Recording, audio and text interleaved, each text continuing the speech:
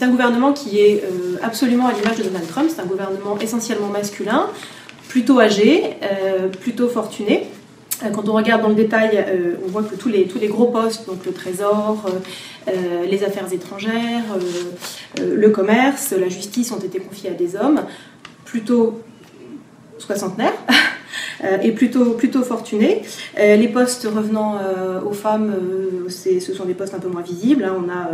On a les transports, l'éducation, l'ambassadrice des États-Unis à l'ONU.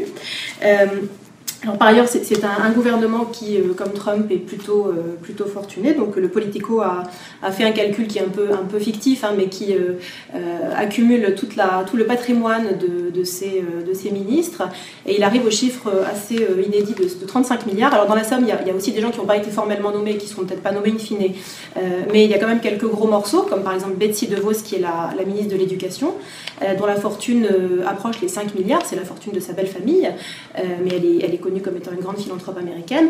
On a évidemment Wilbur Ross, qui est le secrétaire au commerce, qui est un investisseur légendaire à New York, qui a quasiment 80 ans, et dont la fortune est estimée à 2 milliards.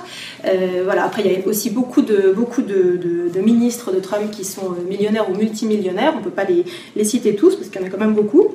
Alors en soi, c'est pas complètement inédit. Hein. Le lien entre la politique et les affaires a toujours été assez ténu aux États-Unis. Obama avait lui-même dans son gouvernement Penny Pritzker, qui était la ministre du commerce, enfin qui est toujours ministre du commerce, et qui est l'héritière de la grande famille des hôteliers Hyatt.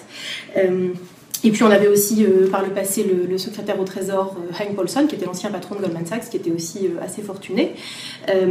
En revanche, ce qui peut peut-être surprendre dans le cas du gouvernement de Trump, c'est que l'homme a fait campagne pendant plus d'1 an sur un discours anti-système, anti-élite, anti-establishment et anti-grandes entreprises qui jouent le jeu de la mondialisation. Donc voilà, c'est un peu inédit en ce sens de voir autant de ministres issus des grandes fortunes et du monde des grandes entreprises.